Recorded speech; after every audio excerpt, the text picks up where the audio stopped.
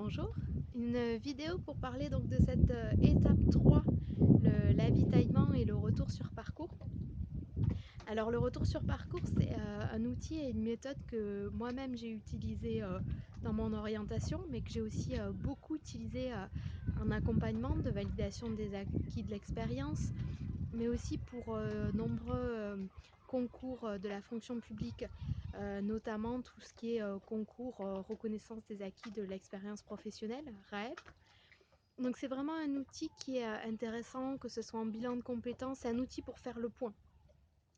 Je sais que cet outil, pour l'avoir utilisé avec pas mal de personnes, peut renvoyer à des moments de vie qui peuvent être un peu douloureux.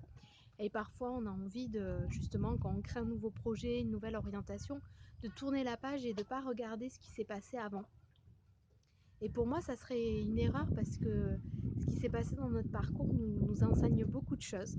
Et pour moi, ça, c'est tirer leçon de notre expérience. C'est vraiment au cœur de devenir capitaine de son navire. Donc ça permet de faire un point sur tous les pans de sa vie, autant professionnel que personnel, sur ce que j'ai aimé, ce que j'ai pas aimé, ce que j'ai appris, euh, et peut-être du coup faire le point sur ce que je veux pour mon futur et ce que je ne veux plus. Et parfois je ne sais pas définir exactement ce que je veux, mais par contre je sais définir ce que je ne veux plus. Et c'est déjà un progrès vers la définition de son projet. Ça peut prendre du temps, parce qu'effectivement, ça demande de se remémorer des dates et plus j'ai une expérience importante, plus c'est fourni, mais plus ce sera riche et ça va me permettre de faire du lien entre ce que je ne fais pas forcément, ma vie professionnelle, ma vie personnelle, et, euh, et de se mettre au clair sur ça. Ça va vous permettre de présenter votre parcours de manière beaucoup plus logique et cohérente. Et ça donne confiance en fait, c'est hyper important. Et on ne peut pas se dire que parce qu'on crée une société, on ne nous demandera plus de se présenter, de présenter notre parcours. Donc que ce soit une recherche d'emploi, que ce soit même un projet bénévole, que ce soit une création d'entreprise, vous aurez à vous présenter, parfois à des financeurs ou à des partenaires ou à vos futurs clients ou à des personnes intéressées. Quel que soit le projet, vous aurez à le présenter. Et donc c'est important de pouvoir le faire clairement et de pouvoir avoir fait le deuil des expériences difficiles. Et finalement, je trouve que c'est un excellent outil pour reprendre confiance en soi. Et cette confiance en soi, elle est au-delà de pensées positives en disant oui, je vaux quelque chose, je suis capable.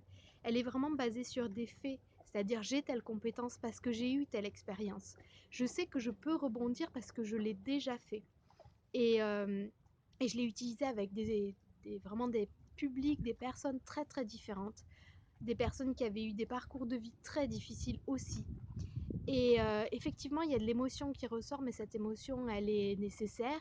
Elle permet aussi de cicatriser ce parcours de vie parfois difficile et de prendre conscience de sa force pleinement.